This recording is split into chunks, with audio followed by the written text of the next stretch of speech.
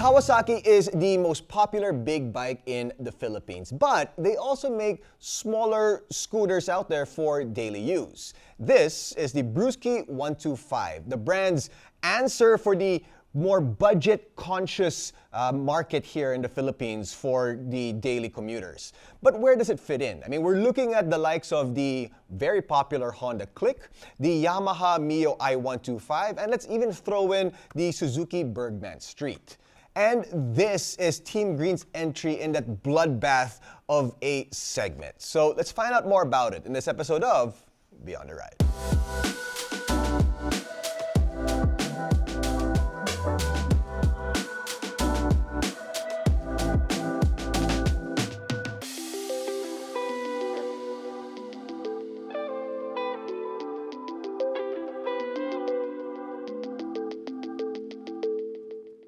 At its price tag, the Brusky is one of the more affordable Japanese branded scooters out there, and it focuses on the essentials. I'm talking, of course, about fuel efficiency, ease of use, low running cost, and daily practicality. Power comes from a 125cc fuel-injected air-cooled engine producing 9.52 horsepower plus 10 newton-meters of torque.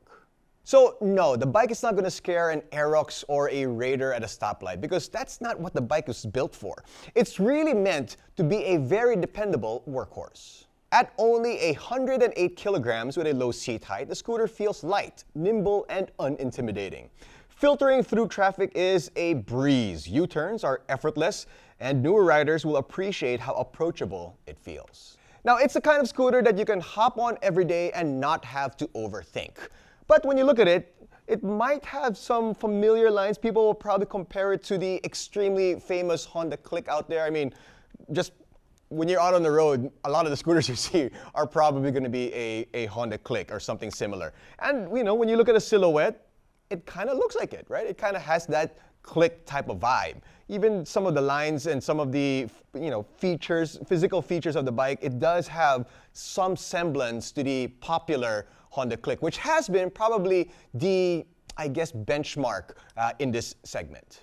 Now, the Click still probably has the edge in terms of overall refinement and resale value, while Yamaha's Mio lineup brings a sportier, more playful personality. Meanwhile, the Suzuki Burgman leans toward comfort and practicality with its maxi scooter vibe. But the Kawasaki fights back with value. Now, you still get modern touches like full LED lighting, a clean, minimal digital display, front disc brakes, of course the Kawasaki branding, at a very competitive price point. Now, for new riders out there who aspire for perhaps a Ninja or the Z series of Kawasaki, this might be the best gateway. Now, going back to the value, right? I mean, because it's one of the more affordable scooters out there, there's going to be some stuff that they had to, I guess, I don't want to say skimp, but really just had to lower down your expectations, right? Like, can you hear that? I'm not sure if you can hear it, but you apply pressure in certain points, you kind of hear a sort of creakiness already with the bike. So somebody like me, I'm about 150 pounds, give or take, maybe a little bit more. And for me, it's fine. Jack, you used this bike earlier. You tried it a little bit. What it was for you? Let's turn the camera around. Jack's a little bit bigger than me. Let me show you Jack. This is Jack right there. Okay. So why don't you show us what it looks like with you and how it feels? Right. Sorry, let's put the mic. I'll get another mic. Okay. So Jack, you tried this, well, sort of. You helped me move it in the office. Try it. See, because for me, for somebody about 155 pounds or so, 150, yeah, I can hear it already. How about you? So like, again, pardon the helmet hair, but whatever. It makes a lot of sounds. Like if I just try to, and I'm not pressing on the plastic. I'm just putting my weight on the handlebar.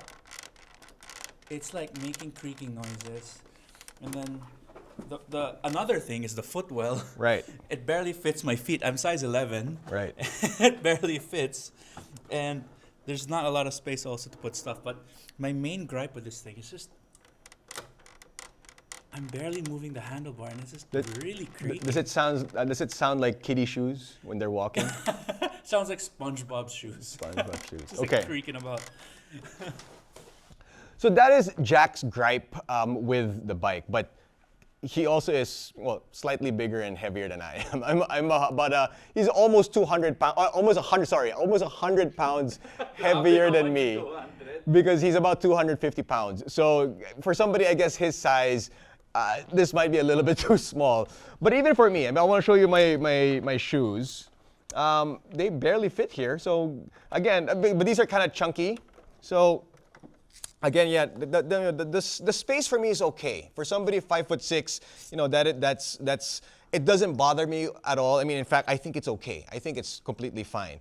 And speaking of, since I'm seated here already, it is pretty low, 760 millimeters for the seat height, and almost flat foot with this bike, or on the bike. So again, it's okay for me, for somebody my size, somebody my weight. I guess if you're a little bit bigger, it might be a little bit of an issue. But let's talk about the rest of the bike. The color here, in fact, I originally thought was black. But under sunlight, it looks like it's more like darkish green, darkish blue, somewhere in that vicinity. So I don't know. I think what I would have done, in all honesty, I think I would have made this more, the Kawasaki green. I think for me, that would have popped a little bit more, and that would have really shown everybody that's not a Click, that's not a Mio, that's a Brusky. That's a Kawasaki. That's a Kawa, right? Also this, right? I would have changed this. I mean, this is really, this fall carbon fiber for me is the biggest no-no on any machine. But again, forgivable because of the price point. I mean, it's one of the more affordable bikes out there. I can live with that. Now let's take a look at the boot space. Well, take a look at this. I want to show you this sequential signal lights. Okay. I like that. These actually feel fine for me, the levers. But anyway, let's take a look at the boot space. Yeah, so you can probably fit a open face helmet here, no problem. Decent size. Nothing to write home about, but not bad. The grab rails also fairly solid. So yeah, I mean, very basic bike. Again, pretty much everything you need is right there. So you do get a USB right here, so that you can charge your little gadgets. You have a compartment here that I just put my gloves. Obviously, that's where probably the phone or maybe a water bottle would go. And then you have the little hook as well for something from the sari-sari store. But there's not a lot of space in the footwell again. Yeah, no, there really isn't. No, I mean, I guess it's meant for somebody a little bit smaller than Jack Gutierrez. Maybe Kako. Oh yeah. This would look like a For 150. no. This would look like an H2 with Kako sitting on it. It would look like a big bike. It really would, I think. Kako!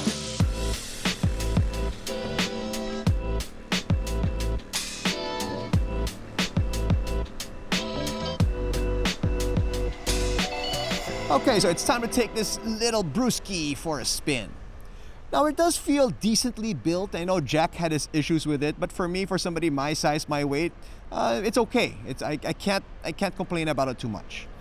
It's pretty straightforward, designed for riders who simply want something reliable for everyday use, and maybe be like, not be like everybody else. I mean, look at that. There's a click right there. There's a click right there. There's another click right there. There's just clicks everywhere.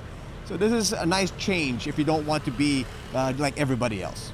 Now, naturally, there are compromises with, because of the price point.